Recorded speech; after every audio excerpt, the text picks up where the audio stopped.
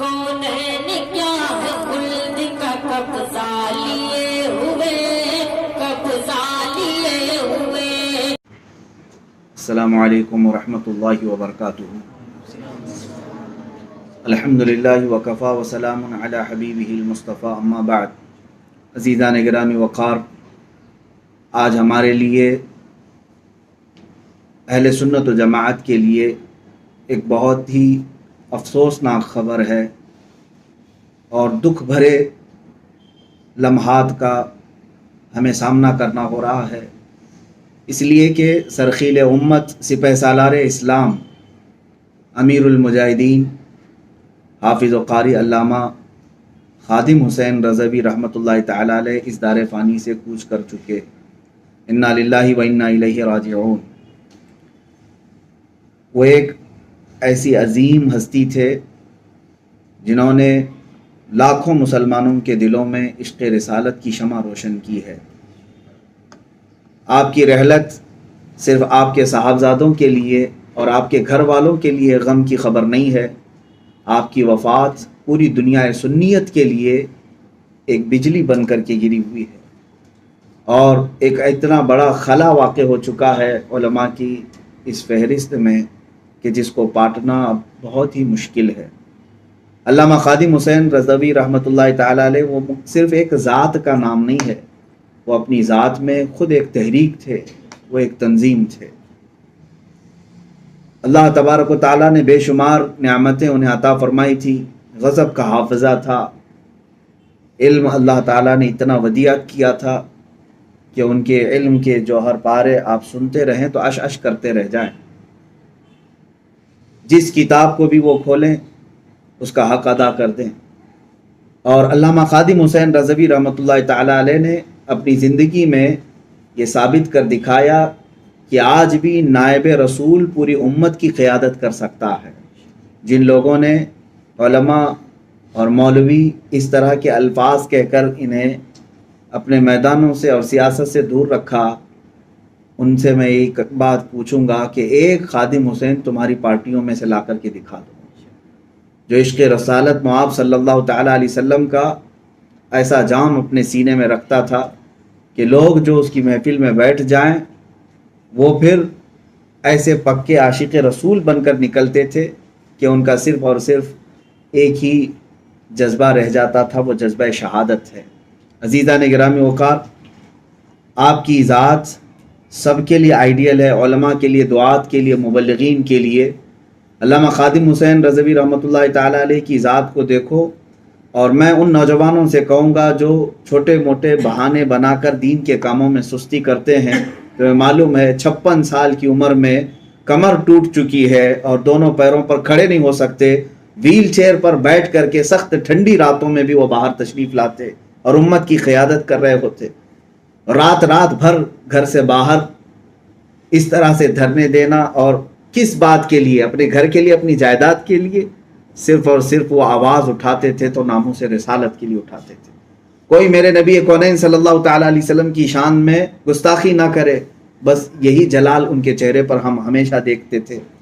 ان نوجوانوں کے لیے وہ بہت بڑے آئیڈیل ہیں جو طاقتور ہو کر کے بھی آج دین کے کاموں میں سستی و کاہلی کرتے ہیں۔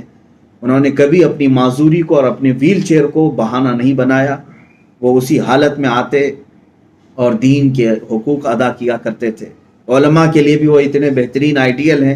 آج میں فخر کے ساتھ یہ بات کہہ سکتا ہوں میرے عزیزوں کہ علماء کو اگر اس زمانے میں کسی نے سیاست کیا ہے یہ سکھایا ہے تو علامہ خادم حسین صاحب رحمۃ اللہ علیہ کی ذات ہے۔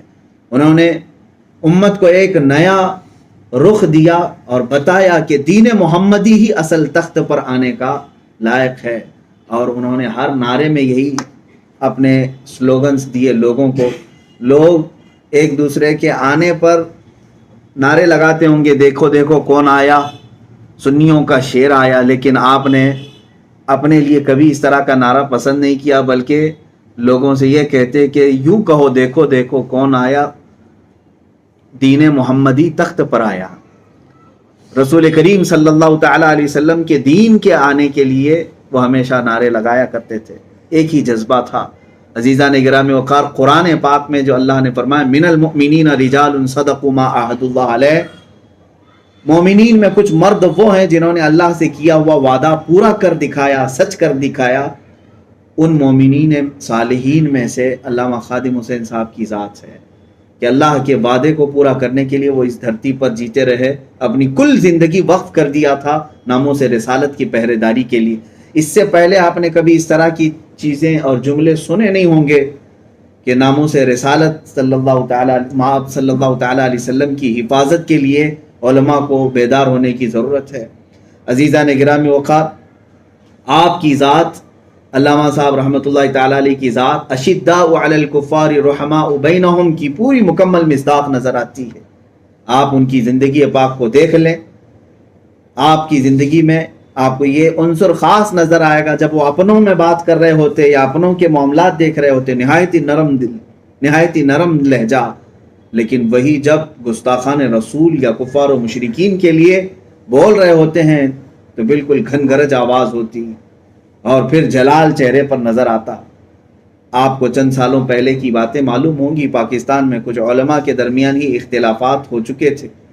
अपनों के दरमियान जब इख्तिलाफात होते हैं तो दिल दर्द करता है। अल्लामा साहब रहमतुल्लाह अलैह को मीडिया ने घेरा भी था, कई तल्ख सवालात किए थे, कड़वे सवालात किए थे, और आपको इंटरव्यू के लिए बुला करके अपनों ही के मुतालिक सवालात कर रहे थे। वो इंटरव्यूज़ आज भी मौजूद हैं, आप देख सकते हैं। इतने नरम लहजे में आप बात कर रहे हैं, इतने नरम लहजे में। मैंने इससे ज़्यादा नरम लहजा आपका कभी नहीं देखा जब अपनों के मुतालिक कोई स्टेटमेंट देना होता है। और अल्लामा साहब रहमतुल्लाह तआला अलैह की ज़ुबान पर एक भी गैर शाइस्तगी का जुमला आप नहीं पाएंगे। लेकिन वही इंटरव्यू में जब किसी गुस्ताख रसूल के मुतालिक सवाल हो रहा हो, दुश्मन रसूल के मुतालिक सवाल हो रहा हो, तो ऐसे गरजते थे जैसे लगता कि शेर दहाड़ रहा। आंखों से आंखें मिलाकर बात करने की जसारत नहीं होती। बड़े बड़े उलमा दंग रह जाते थे। अजीज़ान गिरामी वक़ार, ये अल्लामा खादिम हुसैन रज़वी रहमतुल्लाहि तआला अलैह की ज़ात कई कमालात की हामिल थी। आप देखें, मैं आपसे यही गुजारिश करना चाहूँगा, आप अल्लामा खादिम हुसैन रज़वी रहमतुल्लाहि तआला अलैह को खुलफ़ाए राशिदीन का नायब समझ सकते हैं। वही ज़माने में उनके नायब थे, इसलिए कि आपकी ज़ात में वो तमाम अनासिर मुझे देखने को मिलते हैं। जब वो गुस्ताखान रसूल के ख़िलाफ़ गरजते थे तो सिद्दीक़ व फ़ारूक रज़ी अल्लाह तआला अन्हुमा के वो जज्बे उनके चेहरे पर साफ नज़र आते कि आपने कभी दुश्मनान रसूल को माफ़ नहीं किया।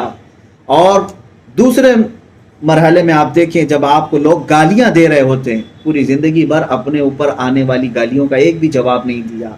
क्या ये सैयदना उस्मान गनी रज़ियल्लाहु तआला अन्हु की बुर्दबारी आपको नज़र नहीं आती उनकी ज़िंदगी में?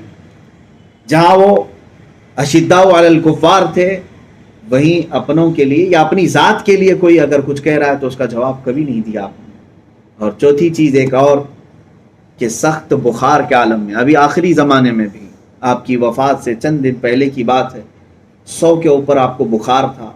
शिद्दत बुखार में ठंडियों की रातों में व्हील चेयर पर खुले मैदान में आकर रात को बैठे हुए हैं और नामों से रिसालत की पहरेदारी किसे कहते हैं ये लाखों जवानों को सिखा रहे हैं। इस उम्र पाक में मुझे बताओ, क्या ये हैदर कर्रार का जज्बा नज़र नहीं आता? जब खैबर के वक्त आशूब चश्म है, बुखार ज़दा हैं, लेकिन मौला अली करमल्लाहु वजहुल करीम अलम बुलंद करके आए हुए मैदान में। अजीज़ान गिरामी वक़ार, वो एक खादिम हुसैन जो है हकीकत में हुसैन आज़म के खादिम थे। अल्लाह तबारक व तआला उनकी खिदमात को कबूल फरमाए। उनकी ज़ात में मैंने बारहा उनके जुमलों को और उनकी ज़ुबानों को जो सुना, अजीज़ान गिरामी वक़ार, आज के इस पुरफितन दौर में जहाँ लोग लफ्ज़ जिहाद को इस्तेमाल करने से कतराते हैं, ऐसे माहौल में उन्होंने लाखों सीनों में जज्बे जिहाद को जागज़ी कर दिया है। अगर हम हिंद में रह कर के कुछ बोलना सीखे हैं या फिर उम्मत तक कुछ पैगामात पहुँचाते हैं, तो मैं समझता हूँ कि ये उसी कायदे मिल्लत, उसी अमीरुल मुजाहिदीन की तहरीक किया हुआ ये असर है जो आज हम में से भी आप देख रहे हैं। हमारे जैसे लाखों उलमा होंगे जिनको उन्होंने बोलना सिखा दिया। अजीज़ान गिरामी वक़ार, ये जो उम्मत में खला आया है, جلدی بھر بھی نہیں سکے گا، پھر بھی دعا ہے مولا ہمیں نعم البدل عطا فرمائے۔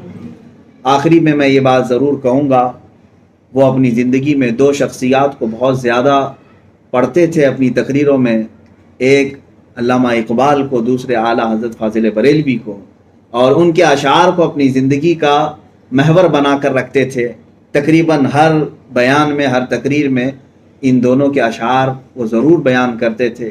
اور میں آج تحریک لبیک پاکستان جہاں سے یہ سیل رواں نکلا ہے، انشاءاللہ العزیز اب یہ تھمے گا نہیں، اس لیے کہ روح جس نے پھونکی ہے وہ خادم حسین ہے۔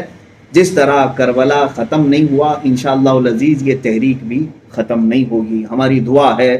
اور اقبال اعظم نے جو اشعار کہے تھے علامہ خادم حسین رضوی رحمۃ اللہ تعالیٰ علیہ کی وفات پر، انہی کے الفاظ میں یوں کہوں گا، وہ گرج کر کے کہتے تھے، توحید کی امانت سینوں میں ہے ہمارے، آسان نہیں مٹانا نام و نشاں ہمارا۔